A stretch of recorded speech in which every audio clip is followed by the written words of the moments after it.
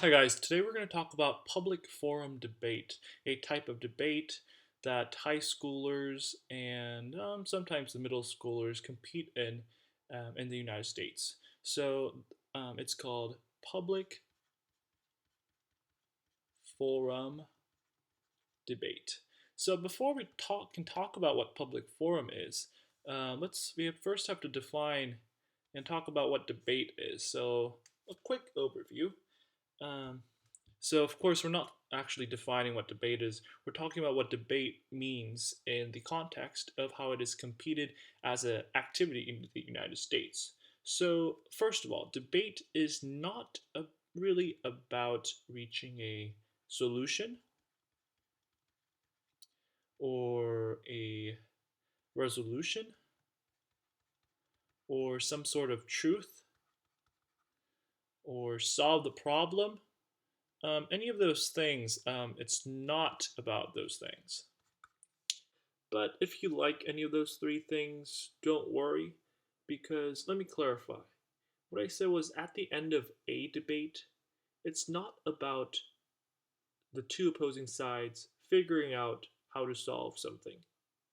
That's not what a debate is. But however, what debate will do is equip you with the tools to better understand and make you more knowledgeable, to better understand the complexities and the nuances, to help you um, understand how to solve something or figure out the truth of something, and also um, understand the other side's point of view.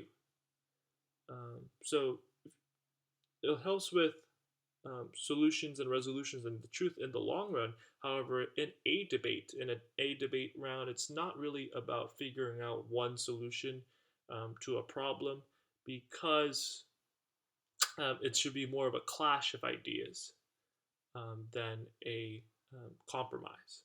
Also, number two, it's also not about spontaneous discussions. So it's not spontaneous, meaning that it's not like a classroom discussion where anyone can raise their hands and bring up whatever issue they want to talk about, even if it's on um, whatever topic.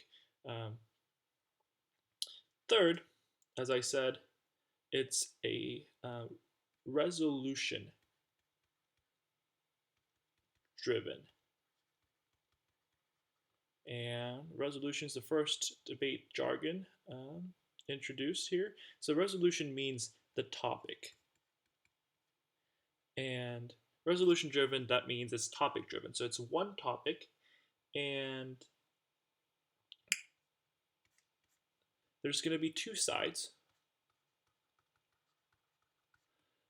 First, one team that affirms another debate jargon for you, and negates.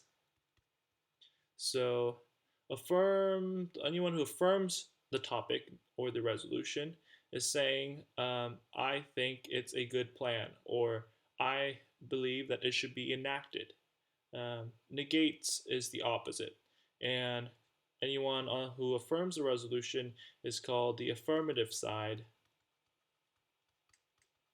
or um, you might have heard pro before. And also on the other side, it's called con, or the negative side. And there's two sides who debate on a single topic to persuade a third party. So basically, you could think of as debate as being three parties in the debate, two teams that debate a topic, and one person who's listening in, the audience. Also, number five, there's going to be a judge ultimately at the end of the day, and that's the third party we're talking about here. Um, and the judge is at the end of the day going to watch the debate and decide who won the round and turn in a ballot. Says, I think this team won, based on not whoever has the most correct argument per se, but who is the better debater, to keep things more objective, because the judge might think differently about the topic, but his obligation, his or her obligation, is to decide who debated better in a debate round.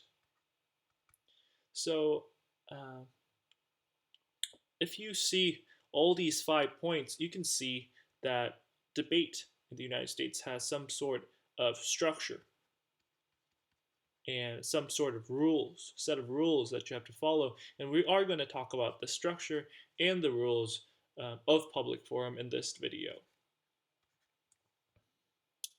So, next step, to continue on with what debate is and how it is competed in the United States, you also have to talk about the tournament experience.